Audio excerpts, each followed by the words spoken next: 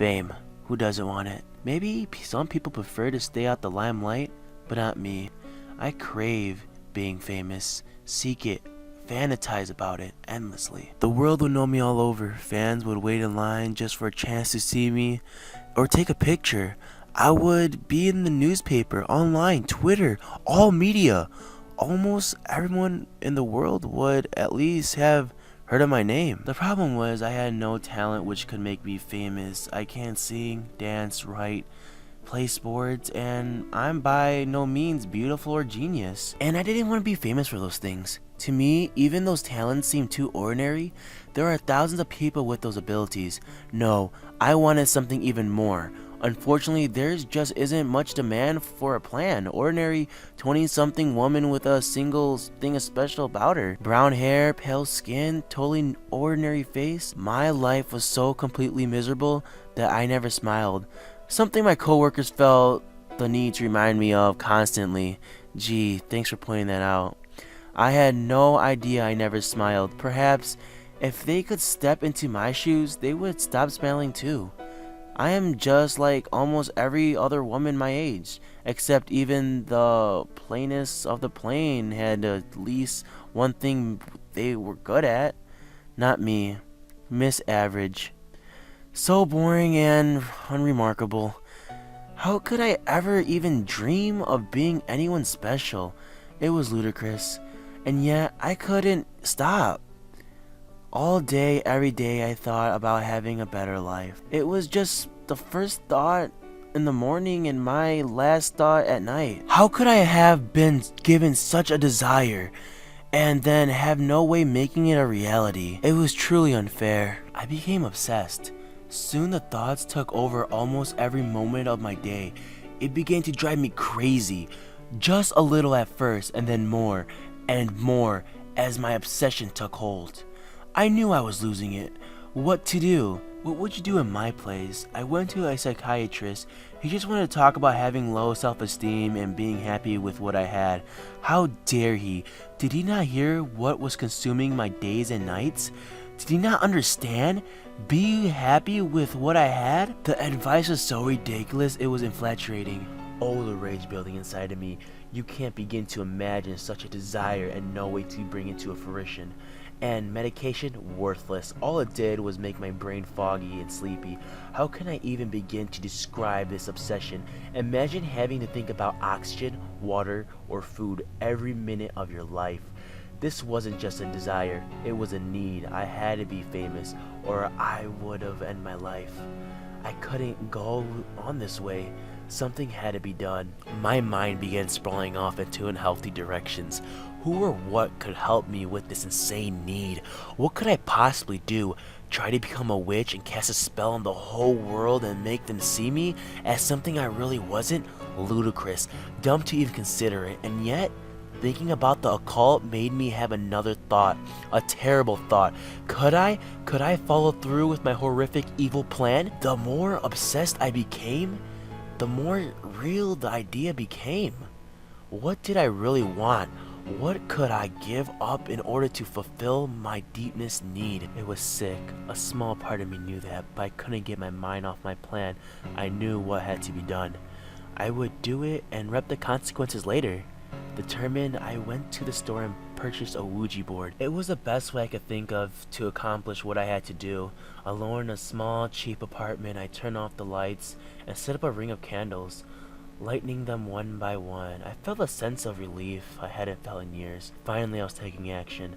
Damn this repercussions. This was the only way, and it wasn't my fault I'd been driven to it. I sat in the center of the candles with the Ouija board. I never used one before, having heard that it was dangerous and that one could never tell what evil forces might be inviting into your life. But that was what I was counting on. Evil forces to help me carry out my plan. I asked out loud, "Is there anyone or anything here with me now?"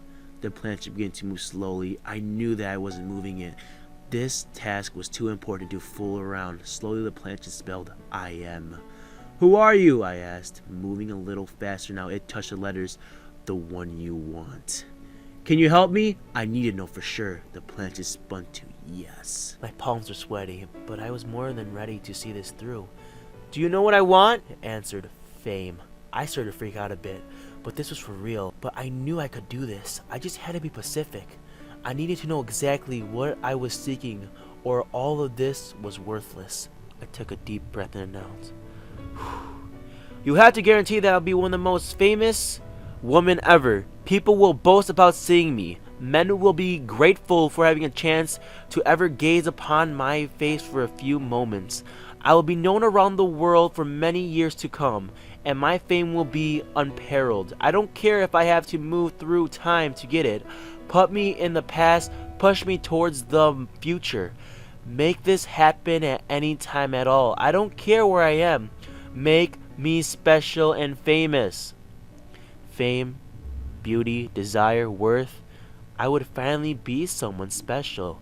I would stand out in messy, grubby little word as better than.